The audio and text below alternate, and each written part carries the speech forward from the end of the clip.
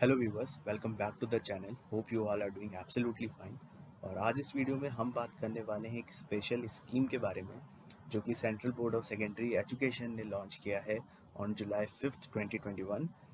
और इसमें बेसिकली जो असेसमेंट प्रोसेस है for board examination of classes 10th and 12th के बारे में है फॉर द सेशन 21-22। और ये जो एक असेसमेंट का प्रोसेस है, जो स्कीम इन्होंने रेडी किया है, ये पूरा कोविड जो सिचुएशन है और कोविड सिनेरियोज जो भी बन सकते हैं उन सारी चीज़ों को ध्यान में रखते हुए क्रिएट करा है, कीपिंग इन माइंड कि जो स्कूल्स हैं प्राइवेट स्कूल्स हैं और जो गवर्नमेंट स्कूल्स हैं और जो स्कूल्स रूरल एरिया में हैं, उन सभी एरियाज़ में जो लर्निंग आउटकम्स है, जो भी स्टूडेंट्स हैं वहाँ पढ़ रहे हैं, जो लर्नर्स हैं, वो चीज़ें अच्छे से सीख पाएँ और उनका एक अच्छा इवैल्यूएशन हो। तो ये एक इम्पॉर्टेंट असेसमेंट प्रोसेस है और ये वीडियो बहुत इम्पॉर्टेंट है, सो इसको एंड तक ज़रूर देखिएगा। राइट। सो यहाँ पे जो भी स्कीम्स में इन्होंने बातें कही हैं वो मैं यहाँ पे आपके साथ शेयर करूँगा। सबसे पहले यहाँ पे जो ये स्कीम है वो 21-22 के लिए है, जैसा कि इनका मेन जो इन्होंने एकेडमिक सेशन है वो 21-22 के लिए दिया है special scheme. Academic sessions to be divided into two terms with approximately 50% syllabus in each term। ठीक है। तो जो ये स्पेशल स्कीम है असेसमेंट की फॉर बोर्ड एग्जामिनेशंस के लिए, तो बेसिकली यहाँ पे इन्होंने टू टर्म्स में डिवाइड कर दिया है, जिसमें 50-50% जो है सिलेबस कवर अप होगा। ठीक है। और this is done to increase the probability of having board conducted classes 10th and 12th examination at the end of academic session. ठीक है। तो यहाँ पे टू टर्म्स में ये डिवाइड हो जाएगा आपका पूरा सिलेबस, 50-50% करके आपका सिलेबस 2 बार एग्जामिनेशन आपके होंगे। फिर जो syllabus for the board examination 2021-2022 will be rationalise similar to that of the last academic sessions to be notified in July 2021। ठीक है। तो लास्ट ईयर भी हमने देखा था कुछ सिलेबस में चेंजेस आए थे और सेम कुछ सिलेबस रैशनलाइज होगा, जिसका अपडेट आपको जुलाई 2021 में, है ना, आपको अपडेट प्रोवाइड कर दिया जाएगा। और ये यहाँ पे इन्होंने एक इस बोर्ड के थ्रू सिलेबस जो रिलीज़ करा जाएगा, ये एक इन्होंने एक डॉक का कुछ दिया है यहाँ पे नंबर से, है ना, सर्कुलर नंबर, आप ये चेक, सर्कुलर नंबर है एक्चुअली, ये इन्होंने दिया है, जिसमें आपको बता रहा है कि 31 मार्च 2021 को भी कुछ सिलेबस जो है वो इन्होंने रिलीज़ किया था, है ना, फॉर सेशन 2021। और यहाँ पे schools will also use alternative academic calendar and inputs from the CBSE on transacting the curriculum. So schools तो अपडेट रहेगा ही रहेगा, ऑब्वियस सी बात है। आपका क्या ड्यूटी बनता है, आप अपने स्कूल्स के जो भी व्हाट्सएप ग्रुप हैं या आपका स्कूल वेबसाइट है और जो सीबीएसई की ऑफिशियल वेबसाइट्स हैं, इन सारी चीज़ों को अपने बुक मार्क में ऐड कर लीजिए और कंटिन्यूसली इनका एक अपडेट आता रहता है, वो आप चेक करते रहिए। ठीक है। आप वेबसाइट्स विजिट करते रहिए और चेक करते रहिए कि क्या क्या अपडेट्स आ रहे हैं। सीबीएसई एनसीईआरटी की वेबसाइट, ऑफिशियल वेबसाइट्स पे आपको हर चीज़ मिल जाएगी, हर चीज़ मिल जाएगी आपको, ई बुक, ई कंटेंट से लेके सब कुछ मिल जाएगा। तो आपको अपडेट रहना बहुत ज़रूरी है, because at this current moment सारी चीज़ें वर्चुअल मोड पे हैं, सारी चीज़ें ऑनलाइन चल रही हैं। तो आपको भी, आपका भी एक रोल बनता है कि आपको इन्फॉर्मेशन के साथ एक्टिव रहना है, अपडेटेड रहना है, पर्टिकुलर रहना है। राइट। सो नेक्स्ट, ये क्यों ज़रूरी है? इट इज़ बिकॉज कि efforts will be made to make internal assessment, practical projects work more credible and valid. यहाँ पे ज़्यादा जो है ये इंटरनल असेसमेंट और प्रैक्टिकल प्रोजेक्ट्स पे भी फोकस कर रहा है। ठीक है, फॉर द असेसमेंट। अब detail of curriculum transaction. So school will continue teaching in distance mode till the authorities permit in-person mode of teaching in schools, right? और क्लासेस 9th और 10th के इंटरनल असेसमेंट किस basis पे होंगे? यहाँ पे 3 periodic test, student enrichment portfolio, practical works, speaking, listening activities and project. तो आपका पीरियोडिक टेस्ट और आपके स्कूल में क्लासेस के थ्रू आपका क्या इंगेजमेंट रहता है, कितना इन्वॉल्वमेंट रहता है, किस तरीके से आप एक्टिवली पार्टिसिपेट कर रहे हो, आप किस तरीके से अपने लर्निंग आउटकम्स को गेन कर रहे हो, इन सारी चीज़ों का असेसमेंट जो होगा, कलेक्टिव असेसमेंट आपका होगा for classes 9th and 10th के इंटरनल असेसमेंट पे। ठीक है, क्लास 11th और 12th के आपके इंटरनल असेसमेंट कैसे होंगे? यहाँ पे आपके यूनिट टेस्ट होंगे, ठीक है, और आपकी प्रैक्टिकल्स एंड प्रोजेक्ट्स होंगे, right? School will create a student profile for all assessment undertaken over the air and retain the evidence in digital format. CBSE will facilitate school to upload marks on internal assessment on the CBSE IT platform. So schools आप लोगों का data जो भी internal assessment होंगे आपके, है ना, इनके बेसिस पे आपका एक प्रोफाइल क्रिएट करेगा और इसको digital platform of CBSE IT, जो है सीबीएसई का आईटी प्लेटफॉर्म है, उस पर ये अपलोड करेगा आपके इंटरनल असेसमेंट। तो आपके जो भी इंटरनल असेसमेंट होंगे, अब आपकी यहाँ पे ड्यूटी बनती है कि आप अपने इंटरनल असेसमेंट को भी बहुत सीरियसली लें, राइट? क्योंकि क्या होता था कि हम लोग के टाइम पे भी ऐसे ही होता था कि हम लोग प्री बोर्ड्स में बहुत ईज़ी रहते थे, है ना, इतना अ, वो नहीं करते थे, इतना बहुत लाइटली लेते थे। और क्योंकि हमें पता होता था कि बोर्ड एग्जामिनेशंस होंगे, हम मेहनत करके हम लोग अच्छे नंबर मार्क्स स्कोर कर लेंगे।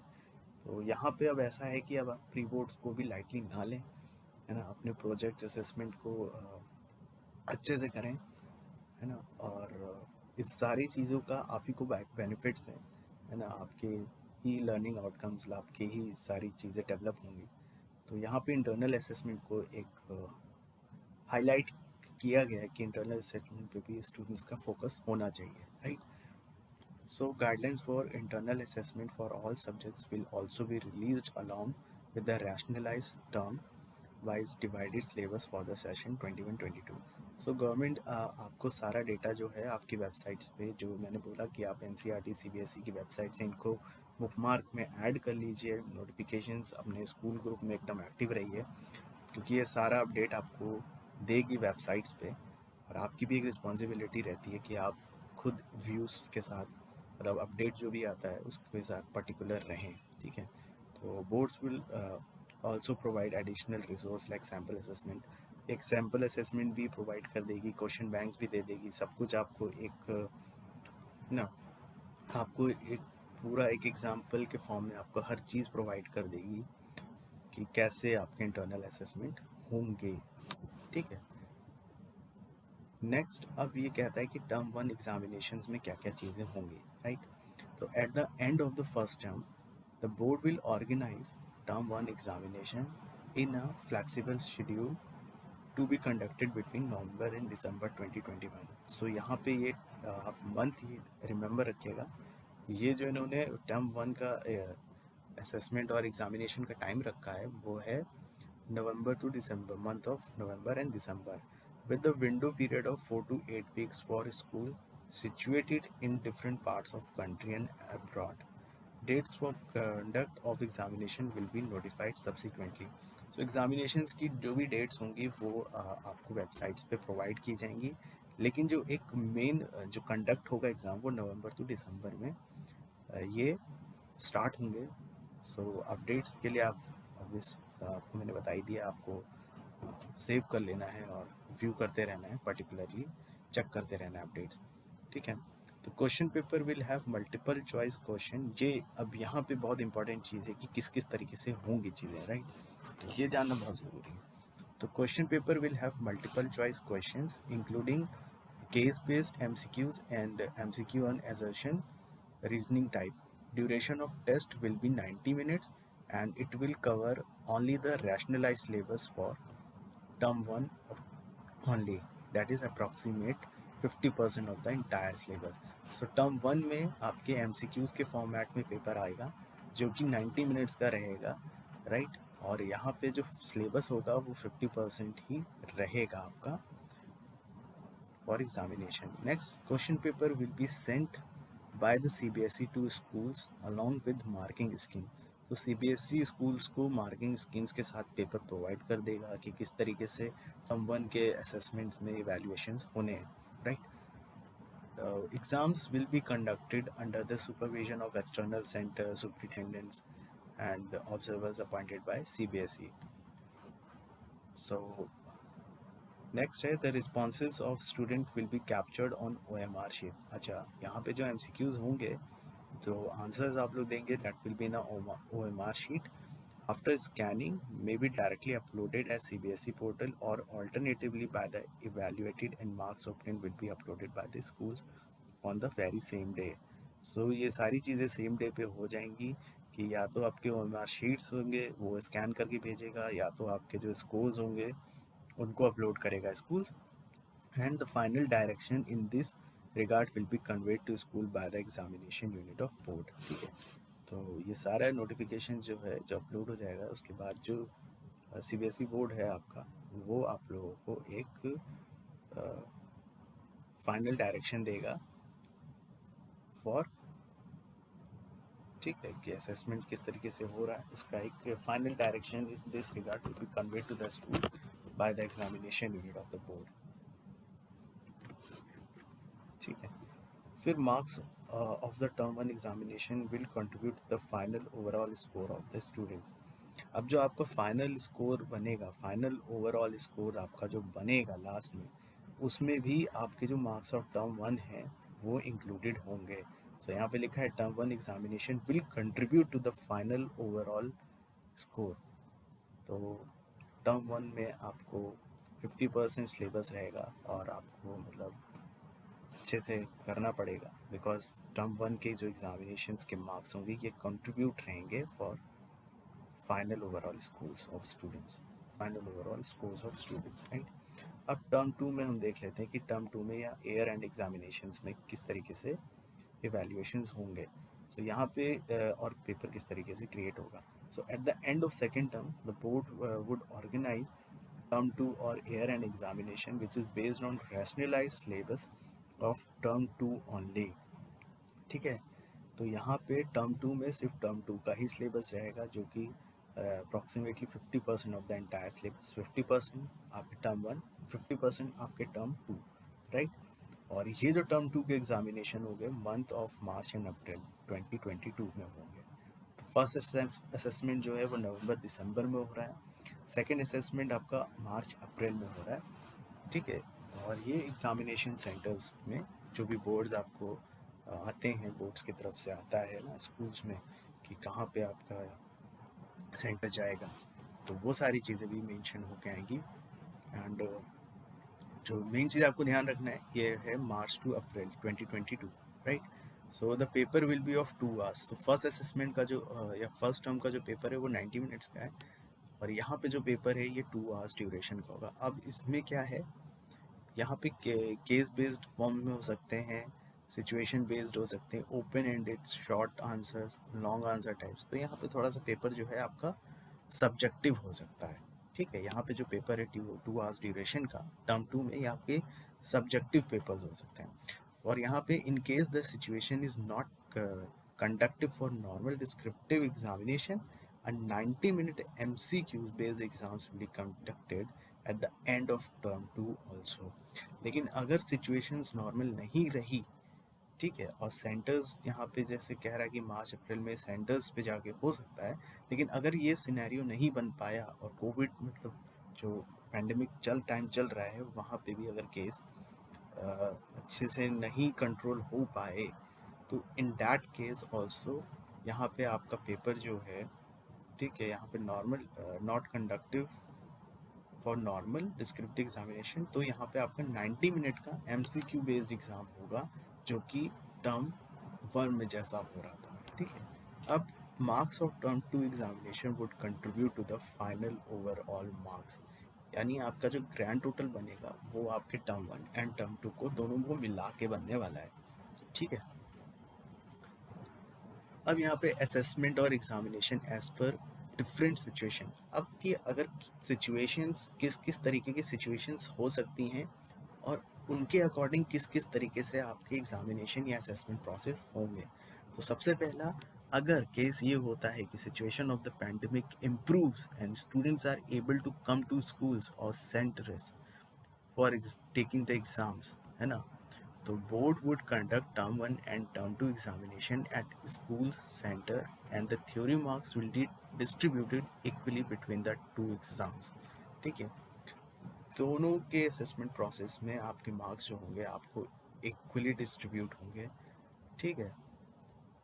एंड इन केस दूसरा केस ये कहता है कि अगर in case the situation of the pandemic forces complete closure of school during November and December 2021, but term 2 exams are held at schools or centers.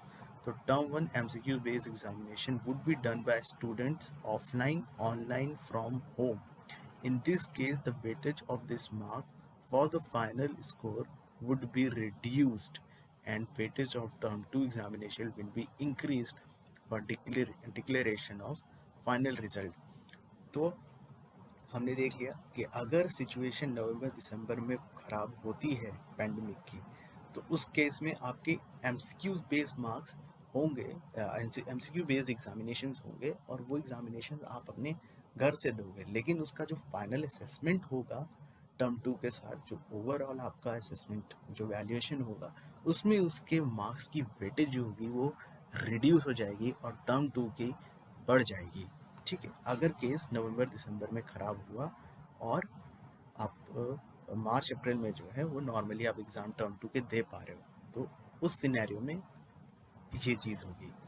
ठीक है, फिर कहता है कि in case the situation of the pandemic forces complete closure of school during March April 2022 but term 1 exams are held at schools और centres. ठीक है, result would be based on the performance of students on term 1 MCQs based questions and internal assessment. The weightage of the marks of term 1 examinations conducted by the board will be increased to provide air and result of candidates. यहाँ पे case ये कह दिया गया कि अगर नवंबर दिसंबर में चीज़ें सही रहती हैं, ठीक है, तो टर्म 1 में जैसे एमसीक्यूज हो रहे थे 90 मिनट्स के, वो और आपके जो भी इंटरनल असेसमेंट्स होंगे उन दोनों के मार्क्स मिला के आपका वेटेज ज़्यादा होगा. ठीक है, उनका वेटेज ज़्यादा होगा कंपेयर टू यहाँ पे टर्म 2 की जो वैल्यू है उसका जो मार्क्स होंगे वो रिड्यूस हो जाएंगे. ठीक है, या कह सकते हैं कि कह सकते हैं क्या कि इन्होंने कहा है कि the weightage of marks of term 1 examination will be increased. ठीक है, तो फिर अप्रैल मार्च में आपके एग्जामिनेशन तो होंगे नहीं, तो टर्म 1 के ही आपके जो मार्क्स होंगे वही सारा रोल प्ले करेंगे आपके रिजल्ट्स बनाने में. राइट. फिर in case the situation of the pandemic forces complete closure of school and board conducted term 1 and term 2 exams are taken by the candidates from home in the session 21-22. अगर case होता है कि complete closure है और आप ना term 1 दे पा रहे हो ना टर्म 2 दे पा रहे हो सेंटर्स पे जाके, तो यहाँ पे कैंडिडेट्स अपने घर से एग्ज़ाम्स देंगे. Result would be computed on the basis of the internal assessment, practical, project work, theory marks of the term 1 term 2. ठीक है, exams taken by the candidates from home in 10th 12th subjects to the moderation or other measures to ensure validity and reliability of the assessment. ठीक है, तो यहाँ पे क्या है, ये आपकी सारी चीज़ें जो होंगी आपको अपने घर से करनी पड़ेंगी. ठीक है, सारी चीज़ें आपके प्रैक्टिकल, असेसमेंट, थ्योरी, ये सारी चीज़ें आपके एग्जामिनेशन टर्म 1 टर्म 2 के आप सब कुछ अपने घर से करोगे और उस बेसिस पे आपका रिजल्ट जो है वो बनाया जाएगा. उस तरीके से आपका डेटा जो है वो स्कूल्स फॉर्मेट करेगा. ठीक है, तो in all the above cases data analysis of marks of students will be undertaken to ensure the integrity of internal assessment and home based exams. ठीक है, तो यहाँ पे सारे केसेस में आपके इंटरनल असेसमेंट्स पे और होम बेस्ड एग्ज़ाम्स पे और सारी चीज़ों पे बहुत अच्छी तरीके से फोकस किया जाएगा और सारी चीज़ों से एक आपका कलेक्टिव जो रिकॉर्ड बनेगा इसमें आपके सारे इंटरनल असेसमेंट, आपके होम बेस्ड एग्ज़ाम्स, है ना, सारी चीज़ें जो हैं वो इंक्लूड करी जाएंगी. तो अपने इंटरनल असेसमेंट्स को भी आप बहुत केयरफुली लीजिएगा, है ना, सिंसियरली लीजिएगा, अच्छे से करिएगा. और बस यही है इस पर्टिकुलर स्कीम के बारे में जो कि सीबीएसई ने दिया है और यहाँ पे सारे पॉइंट्स जो भी इसमें थे मैंने आपके साथ डिस्कस करे हैं. So thank you for watching. Stay safe, stay healthy, and all the best. So keep watching, keep learning.